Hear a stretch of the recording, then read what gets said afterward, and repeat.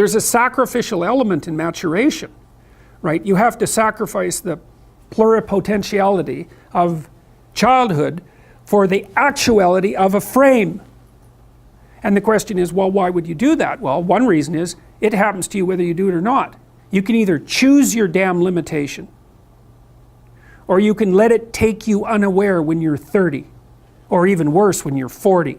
And then that is not a happy day. And I see people like this, and I think it's more and more common in our culture because people can put off maturity without suffering an immediate penalty. But all that happens is the penalty accrues, and then when it finally hits, it just wallops you. Because when you're 25, you can be an idiot. It's no problem. Even when you're out in a job search, it's like, well, you don't have any experience and you're kind of clueless. It's yeah, you're young, it's no problem. That's what young people are like, but they're full of potential. Okay, well now you're the same person at 30. It's like people aren't so thrilled about you at that point. It's like, what the hell have you been doing for the last 10 years? Well, I'm just as clueless as I was when I was 22. It's yeah, but you're not 22. You're an old infant, right? And that's an ugly thing, an old infant. So part of the reason you choose your damn sacrifice, because the sacrifice is inevitable, but at least you get to choose it. And then there's something that's even more complex than that in some sense, is that the problem with being a child is that all you are is potential, and it's really low resolution. You could be anything, but you're not anything. So then you go and you adopt an apprenticeship, roughly speaking, and then at least you become something. And when you're something, that makes the world open up to you again. Like if you're a really good plumber, then you end up being far more than a plumber, right? You end up being a good employer. Not that plumbers, I'm not putting plumbers down. It's like more power to plumbers. They've saved more lives than doctors. So, hygiene, right? So, if you're a really good plumber, well then you have some employees, you run a business, you train some other people, you enlarge their lives, you're kind of a pillar of the community, you have your family.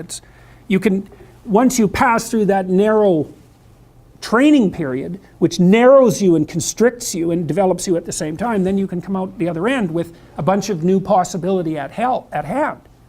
And Jung talked about that. He thought that part of the proper path of development in the last half of life was to rediscover the child that you left behind as you were apprenticing. And so then you get to be something and regain that potential at the same time. Very, very smart. Well, he was very, very smart, so that's very wise thing to know. So, yep. Sacrifice. We'll talk more about that too. You get to pick your damn sacrifice. That's all. You don't get to not make one. So you're sacrificial whether you want to be or not. That's a good thing to know as well. So even though it's rather, it's a rough thing to figure out. You can go to university to not be something instead of going to university to be something. And it's Pleasure Island. And the price you pay for it, especially in the US, is debt. And you're enticed into it because the administrators can pick your pocket. So they rob your future self while allowing you to pretend that you have an identity, right? Very nasty. And you can't declare bankruptcy with your student loans in the US. It's indentured servitude. And it's precisely Pleasure Island. It's exactly that. And so tuition fees have shot way out of control. And part of the reason that universities don't make more demands on their students and let them get away with all the things they let them get away with is because they're basically, why the hell would you chase them out? They're $100,000 or more. So they can do whatever they want as long as you get to sell them to the salt mines. Right. So, and it's not the only reason, because the other thing that's happened is that the rate of technological transformation is so fast now, and the rate of turnover of things is that it is genuinely harder for people who are, say, 18 to 20. When I was a kid, roughly speaking, the kind of rough patch for life was probably 14 to 17, something like that. Now I think it's 18 to 25. Something like that. And I think the reason for that is that all the jobs that the bloody hippies complained about being doomed to in the 1960s have now disappeared. Their problem was, oh my God, I'm going to have to work for a corporation and get a salary for the rest of my life. And then I'll just end up in it with a pension and that'll be my whole life.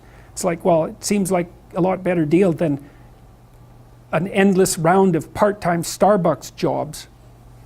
So, you know, some of it is that. It's there's a space now in our culture that is lacking for people to make that transformation from adolescence into adulthood.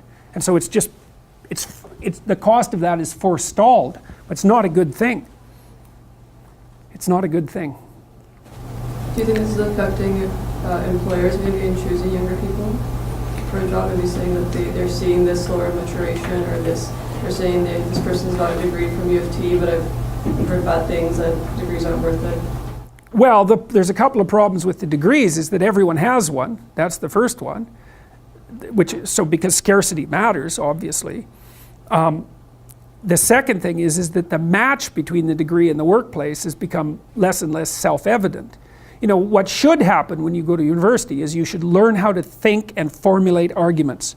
You should learn to think, speak, and write. That's what the humanities are for. They're to make you dangerous, right? Because if you can think and speak and write, you're deadly. In a complex job, you're exactly what's necessary. But if you don't have that, it's like, what the hell good is the degree? So, I mean, degree in English literature doesn't prepare you for a job. It could make you think, write, and speak, which prepares you for any complex job, and that's what's supposed to happen. But increasingly, I think that doesn't happen. And the employers are waking up to this very rapidly. So, and they've already known that for most complex positions, they have to train their people.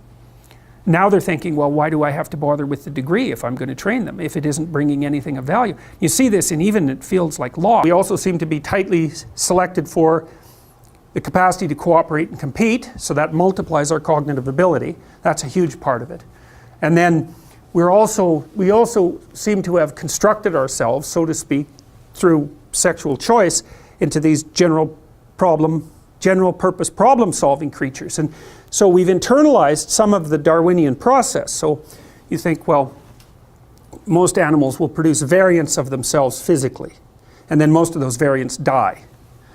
But human beings have built a mechanism, let's say, that's like a game engine. I think that's a really good, you know how there are game engines now that people have devised, they're computational devices, and you can take a game engine and you can generate games with it, like computer games. So the game engine is a mechanism for producing games. Well, that's what our brains are like. Our brains are game engines for producing games.